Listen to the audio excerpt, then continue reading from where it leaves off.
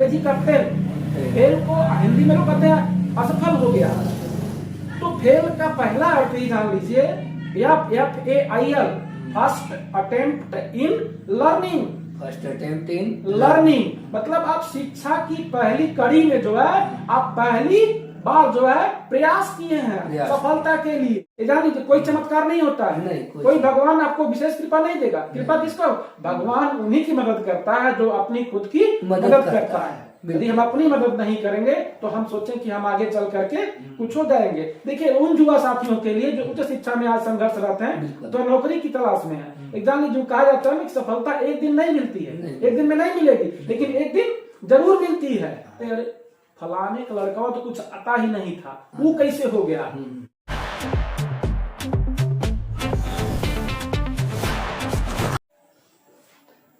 जय हिंद साथियों, आज चर्चा बदलाव की इस मुहिम में हमारे साथ हैं हमारे क्षेत्र के अपने समय में बड़े ही संघर्षशील रहे बड़े भैया श्री बृजभूषण यादव जी। आज हम भैया जी के माध्यम से अपने युवा पीढ़ी जो भी विद्यार्थी हैं उनके लिए भैया जी से कुछ विचार जानना चाहेंगे कि भैया आप इस समय के विद्यार्थियों के लिए अपने लक्ष्य तक पहुंचने के लिए उन्हें किन चीज़ों पर फोकस करना चाहिए, इस हेतु क्या सुझाव देना चाहेंगे? सर्वप्रथम आप सभी को साधुवाद, आपको विशेष साधुवाद कि आपने इस चर्चा की बदलाव की चर्चा इस मुहिम में आपने हमें शामिल किया, इसके लिए आपका बहुत बहुत साधुवाद। जहां तक प्रश्न है आजकल के विद्यार्थियों का, तो आजकल के विद्यार्थियों को अगर देखा जाए तो इस डिजिटल युग में वो मैक्सिमम समय अपना स्क्रीन पे व्यतीत करते हैं, सोशल मीडिया में ज्यादा व्यस्त रहते हैं। इंस्टाग्राम हुआ, फेसबुक तो अब कम हो गया है, अन्य तमाम शेयर चैट हो गया, इस तरह के वीडियो अपलोड करना अथवा अन्य की गतिविधियों में अपना समय ज्यादा व्यतीत करते हैं। लेकिन यहीं पे उनका जो है भविष्य धीरे धीरे दूसरी ओर बदल जाता है। अगर वो अपने समय का विभाजन 24 घंटे के समय को 10 घंटे यदि वो सोने, घूमने, टहलने, तैयार होने में अगर लगा देते हैं तो 14 घंटे जो उनका बचता है, कोई भी विद्यार्थी हुआ, कोई भी छोटा बच्चा को छोड़ दिया जाए, 5वीं तक छोड़ दिया जाए, लेकिन अगर 6वीं तक से के बच्चे को यदि उसके माँ बाप, विद्यालय और गुरु यदि उनको विधिवत यदि पढ़ाई की ओर अग्रसर करते हैं, उनको टाइम टेबल में बांधते हैं कि बेटा तुम 24 घंटे में 10 घंटे चाहे जो कर लो, 14 घंटा जो तुम्हारा बचता है, 14 घंटे में तुमको 6 घंटे स्कूल पे व्यतीत करना है। 6 घंटे स्कूल पर व्यतीत करने के बाद 6 बचा तुम्हारा 8 घंटे। 8 घंटे तुम और निकाल दो रिलैक्स अपने लिए। 1 घंटा पहले स्कूल आने के और 1 घंटा स्कूल से वापस जाने के बाद। अब जो 6 घंटे बचते हैं, अब उसको आप लगातार नहीं पढ़ सकते, कोई भी हुआ, चाहे वयस्क हुआ चाहे छोटा बच्चा हुआ, अब आप उसको चरणबद्ध ढंग से उसको अपने समय को डिवाइड करना है। आप 1 घंटा पढ़िए, आधा घंटा पढ़िए, 10 मिनट का ब्रेक लीजिए, नहीं मन लगता है किसी से बात कर लीजिए। अब बात करने की बात यह है कि आपको अन्य लोगों से जो फोन पे बात होती है ये आपको कम करना पड़ेगा।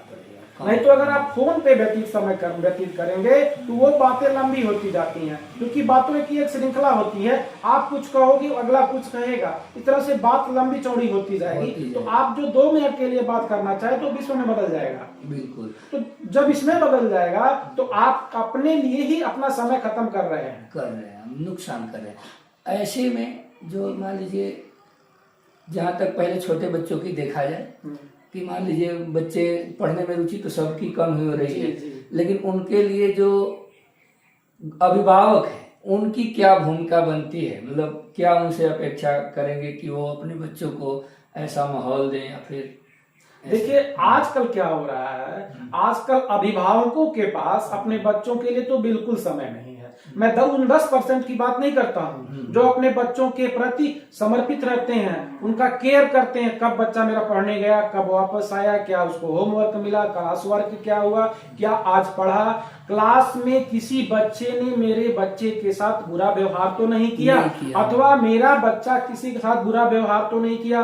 हमेशा स्कूल के टच में रहते हैं। उनकी बात अगर छोड़ दिया जाए तो 90% अभिभावकों को देखा जाता है तो अपने बच्चों की शिक्षा के प्रति उदासीन होते हैं। वो ये सोच रहे हैं कि हम अपने बच्चे को फीस दे रहे हैं, उनके कॉपी किताब बैग की व्यवस्था कर दे रहे हैं, ट्रांसपोर्ट की व्यवस्था कर दे रहे हैं, मेरा काम खत्म है। जबकि वहीं पे वो फेल हो जाते हैं। बाद में जब बच्चा सफल नहीं होता है तब दोष बच्चे पे देते हैं। वहां पे करना क्या होता है कि आप जो है अपने बच्चे को 1 घंटा, आधा घंटा, 10 मिनट समय दीजिए, लेकिन उससे उसका हाल चाल लीजिए। उससे क्या होगा, अपनापन विकसित होगा। बच्चा आपसे अपनी बात को कहने से दूरी नहीं बनाएगा। तो जब वो अपनी बात कह लेगा तो बेझिझक अपनी समस्याओं को कहना शुरू कर देगा। कहीं से उसको कोई दिक्कत होगी तो सबसे पहले तो अभिभावकों को अपने बच्चों को ध्यान देना होगा, उनकी कॉपियां देखनी पड़ेंगी कि क्या हो रहा है। अभी स्कूल में अध्यापक हमारे बच्चों का प्रॉपर कॉपी चेक कर रहे हैं नहीं, होमवर्क आ रहा नहीं, अपने उनसे पूछिए क्या पढ़े हो, आज कितना पढ़े हो, क्या पढ़ाया गया है, और उसके साथ साथ उनको 1 घंटा उनके साथ बैठे हुआ कि क्या पढ़ रहे हो तुम, पढ़ो हमारे साथ, हम भी तुम्हारे साथ बैठे हैं। बाकी काम सभी लोग करते हैं, थकान सबको लगती है, लेकिन अगर आपका बच्चा भविष्य में पढ़ लिख करके सफल हो जाएगा तो आपका बुढ़ापा अच्छे से कट जाएगा। लेकिन आज आप अपने बच्चे को ध्यान नहीं देंगे तो वही बच्चा जब बेकार हो जाएगा, किसी काम लायक नहीं रहेगा, कुव्यसन में चला जाएगा, तब वही आपका बुढ़ापा कष्ट में हो जाएगा। इसलिए देखिए, बरगद का पेड़ ले लीजिए, पीपल का पेड़ लीजिए, बड़े बड़े पेड़ ले लीजिए, उनका बीज क्या होता है, बहुत छोटा होता है। इसलिए कहा था ना, भविष्य जो है अतीत से पलता है। बिल्कुल। तो भविष्य में जो को अगर बनाना है, लोग भाग्य की बात करते हैं, भाग्य है क्या, आज आपका कर्म कल का भाग्य बनेगा। बिल्कुल। यदि आज हम अच्छे कर्म नहीं करते हैं तो हम अपने कल के लिए अच्छे भाग्य की कल्पना नहीं कर सकते। जान लीजिए, कोई चमत्कार नहीं होता है, नहीं, कोई भगवान आपको विशेष कृपा नहीं देगा। कृपा किसको, भगवान उन्हीं की मदद करता है जो अपनी खुद की मदद करता है। यदि हम अपनी मदद नहीं करेंगे तो हम सोचें कि हम आगे चल करके कुछ हो जाएंगे। देखिए, उन युवा साथियों के लिए जो उच्च शिक्षा में आज संघर्ष रहते हैं, तो नौकरी की तलाश में है, एग्जाम में जो कहा जाता है कि सफलता एक दिन नहीं मिलती है, एक दिन में नहीं मिलेगी, लेकिन एक दिन जरूर मिलती है। तो एक दिन में नहीं मिलती है, लेकिन एक दिन जरूर मिलेगी। जी रखना पड़ेगा दिल दिमाग में। उनको संघर्ष करना पड़ेगा, और संघर्ष उन्हीं को चुनता है जिनके अंदर संघर्ष करने का मादा होता है। अब जो लोग संघर्ष छोड़ करके भाग जाएंगे, वही एक कहावत है ना, हरिवंश राय बच्चन की कविता है, मुझे पूरा नहीं याद है, कि गोताखोर डुबकियां लगाता है समुद्र में, बार बार डूबता है उतराता है, लेकिन कुछ हाथ नहीं लगता है, लेकिन प्रयास करते करते उसको समुद्र से मोती हाथ लग जाता है। तब उसका सारा प्रयास, जब सफलता मिल जाती है तो वो भूल जाता है। तो उन साथियों के लिए जान लीजिए कि अपना पेशेंस, धैर्य रखना जरूरी है। यदि वह धैर्य छोड़ दिए और संघर्ष का रास्ता छोड़ दिए तो वो सफलता की कल्पना न कर सकते।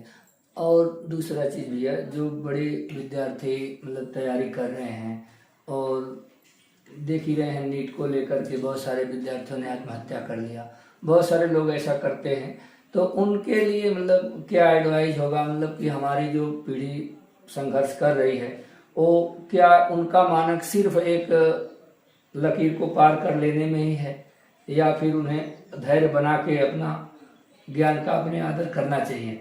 कोई भी एक बुरी घटना आपके जीवन को नहीं बदल सकती है।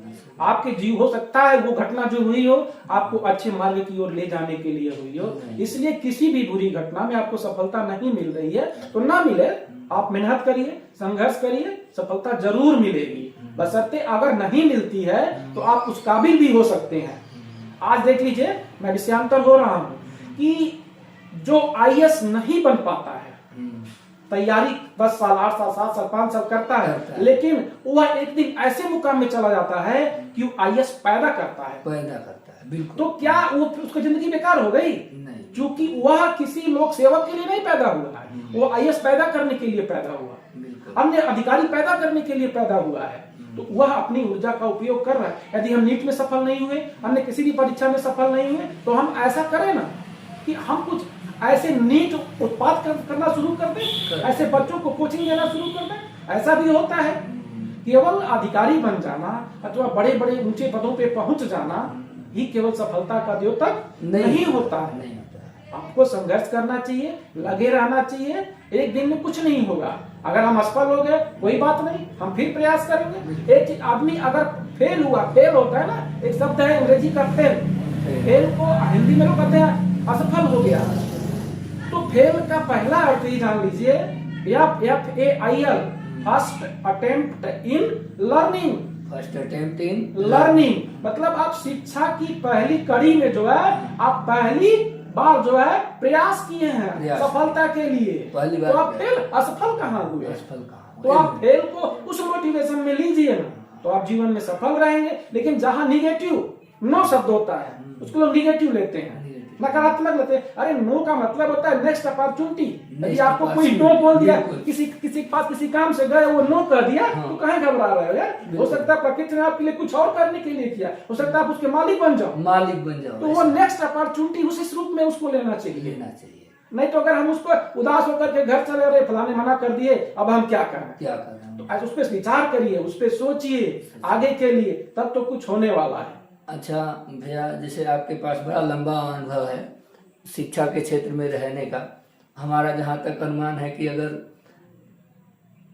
20 साल से कम तो नहीं हुआ होगा इस सेक्टर में। इस बेस पे मतलब जो शहर वाले लोग हैं जो घर से निकल जाते हैं, उनका तो एक रूटीन बना रहता है कि मान लीजिए हम घर से आए हैं और कंटिन्यू पढ़ते हैं। लेकिन जो विद्यार्थी कहीं बाहर नहीं जा पाते हैं, गांव में रह के तैयारी करते हैं, मतलब लोकल क्षेत्र में, उनकी नियमितता को लेकर के आपको कहाँ तक लगता है कि हाँ ये लोग क्या कमी बेसी आती है? आप क्या मतलब सुझाव देना चाहेंगे? बहुत सही सवाल है आपका। देखिए, सबसे पहले तो ये है नियमितता बहुत जरूरी है। मैं अपने ऊपर लेता हूँ कि आपने 20 साल का 20 साल का अनुभव बताया, तो 10 साल मेरा प्राइवेट इंटर कॉलेज का अनुभव रहा और 10 साल इस बेसिक एजुकेशन में भी हो गया मुझे। तो ये 20 सालों में मैं जब पढ़ता था अथवा जब प्राइवेट इंटर कॉलेज में पढ़ाता था, तब भी मैं पढ़ता था। सुबह शाम मिलाकर के कम से कम 4 घंटे तब भी मैं पढ़ता था। और इस पीरियड के दौरान मैं बता दूं आपको जानकारी के लिए, मैं 5 सब्जेक्ट से पीजी किया। 5 सब्जेक्ट से जी। हाँ, मतलब पढ़ाई मैं नहीं छोड़ा। बीएड कर लिया, फिर बीटीसी करना शुरू किया, तो लोग हतोत्साहित करते थे। हाँ। अरे बीएड करने क्या करेंगे बीटीसी करके? अरे क्या हम खाली बैठे हैं? हमको करना है, हम कर रहे हैं, हम पढ़ रहे हैं। तो इसलिए कभी भी पढ़ाई को ब्रेक नहीं देना चाहिए, निरंतरता बनी रहनी चाहिए। अभी हम यहाँ ग्रामीण परिवेश में क्या देखा जाता है कि जब परीक्षा नजदीक आती है, कोई वैकेंसी आती है, तब लोग पढ़ना शुरू करते हैं। ये चीज मैं जानना चाहता था कि जब भर्ती आती है तो लड़के पीछ पे आते हैं दौड़ने। जी। जब परीक्षा नजदीक आती है तो बच्चे ट्यूशन के लिए भागते हैं अथवा घर ललटेन जलाना शुरू करते हैं। और सफलता वही पाएगा जो बिना भर्ती का डेट आए लगा हुआ है। जी एकदम। ये चीज मेरा एक था। चीज मैं बता दूं आपको। देखिए, होता क्या है, जब परीक्षा खत्म हुई उसी दिन अपना बुरिया बिस्तर बांध करके लोग फेंक देते हैं कापी किताब रेस्ट पे, और वहीं से वो फेल होना शुरू हो जाते हैं। इसलिए मैं बता रहा हूँ, उन युवाओं के लिए संदेश है, उन संघर्षरत साथियों के लिए संदेश है कि आप पढ़ाई करना कभी बंद न करिए। और जब आप पढ़ाई कर रहे हैं, मैं बता दूं आपको, यदि आपकी उम्र 20 है और 20 और 5 साल यानी 20 से 25 साल आप अपने रिश्तेदारों को, आप अपने मित्रों को भूल जाइए कि मेरा कोई है। किसी को बुरा लगता है तो लगे, कोई दिक्कत। आज जो आपकी आलोचना कर रहे हैं, जो आपको घमंडी कर रहे हैं, तो किसी भी शब्द से आपका संबोधन कर रहे हैं, लेकिन जब इन 5 सालों में जब उनसे दूरी बना करके आप केवल किताबों से दोस्ती करिए, और जो मोबाइल से जो लोग पढ़ना शुरू कर दिए हैं, मैं बता दूं, उन मोबाइल से पढ़ करके आप 100% सफल नहीं हो सकते, क्योंकि वो केवल टारगेटेड सिलेबस होते हैं, उसी को होता है। आप किताबों का अध्ययन करिए, जो भी किसी भी भर्ती परीक्षा का सिलेबस होता है, आप उस सिलेबस का गहन अध्ययन करिए। एनसीईआरटी की 6 से 12 की किताबों का गहन अध्ययन करिए। आज तो बेसिक के भी तमाम ऐसी ऐसी किताबें आ गई हैं, अगर उसको छात्र पढ़ लेता है तो उसको आगे कहीं भी जाएगा बहुत आसान चीजें हो, उसके लिए आसान हो जाएगा। लेकिन उसको 6 से 12 तक की एनसी अगर कुछ भी नहीं भर्ती है, कुछ भी नहीं है, वो 6 से 12 तक की एनसीईआरटी की पुस्तक अपने पास रख ले और टाइम टेबल बना ले। आज हम इस घंटे में ये विषय, इस घंटे में ये विषय, कुछ नहीं करना, केवल उसको गणित, विज्ञान और इतिहास, भूगोल, इन 4 सब्जेक्ट का बढ़िया से एनसीईआरटी किताबों का अध्ययन कर लेता है तो ये लोग कहते हैं कि हम 1 नंबर से 10 नंबर से हम पीछे रह गए। यही तो कमी है, वहां तक तो सभी लोग पहुंच जाते हैं, बिल्कुल सामान्य रूप से। हाँ 60-70% हर कोई ले लेगा, लेकिन उसके आगे आपको जब पहुंचते हैं तब आप अपना स्थान रिजर्व करते हैं। यदि ऐसा नहीं करते हैं तो आप वहीं पे फेल हो जाएंगे, और ऐसा तभी होगा जब आपकी पढ़ाई में आपने कहा एक शब्द कि जब भर्ती आती है तो यहाँ के छात्र दौड़ना शुरू करते हैं। अरे आप रोज दौड़ो, आप शरीर से फिट रहोगे, और जब शरीर से फिट रहोगे तो दिमाग भी काम करेगा। स्वस्थ शरीर में ही स्वस्थ मस्तिष्क का वास होता है। यदि स्वस्थ शरीर नहीं रहेगा तो आप कुछ भी याद करेंगे, पढ़ेंगे, कुछ भी आपके कंठस्थ दिमाग में। अभी बहुत सारे लड़कों से मैं मिला, जब उत्तर प्रदेश पुलिस का रिजल्ट आया जी जी, तो पहले रिजल्ट से लोग कॉम्प्रोमाइज कर रहे थे। पिछली बार मेरिट इतने पे बन गई, अब की बार इतना बन गई, किसी को हवा ही नहीं लगा। तो इस पर मान लीजिए कंपटीशन दिन प्रतिदिन बढ़ रहा है, इसके लिए क्या सुझाव होगा? देखिए यह होता क्या है, होमगार्ड पर भर्ती परीक्षा आई, उसको लोग के बहुत बड़ा कटाव गया। सिपाही भर्ती परीक्षा का रिजल्ट आया, उसका भी कटाव गया। देखिए हाई जाएगा निश्चित है, क्योंकि अभी जो हम 10 साल 5 साल 2 साल पहले के छात्र है ना, अब जब नई जनरेशन आ रही है वो हमसे भी तेज आ रही है, तो हम उनसे आगे तब निकलेंगे जब उनसे बेहतर पढ़ाई प्रदर्शन करके तब उनको हम कर पाएंगे। नहीं तो वो जैसे जैसे नए आते जाएंगे ना, वैसे पहले वाले पीछे रह जाएंगे। और आप सुना होगा कि गांव में लोग कहते हैं अरे फलाने का लड़का तो कुछ आता ही नहीं था, वो कैसे हो गया? यही तो मिस्टेक है। ऐसे हो गया कि वो लगातार लगा रहा, वो कछुआ और खरगोश वाली कहानी शुरू में ही, लेकिन उसको व्यवहारिक जीवन में लोग उतारते नहीं है, उतारते नहीं। जो लगातार मेहनत करेगा वो एक दिन सफलता को निश्चित रूप से प्राप्त करेगा। जी जी, जो सबके लिए प्रकृति ने समान समय दिया है। 24 घंटे का दिन और रात होता है, 60 मिनट का घंटा होता है, और 1 मिनट में 60 सेकेंड होते हैं। वो जो बड़ी बड़ी परीक्षाओं को पास कर लेते हैं उनके लिए अलग से घंटा मिनट नहीं बनता है। वह उसी समय में मेहनत करके पढ़ करके अपने को सफल बना लेते हैं। तो वो बन सकते हैं, तो क्या हम नहीं बन सकते हैं?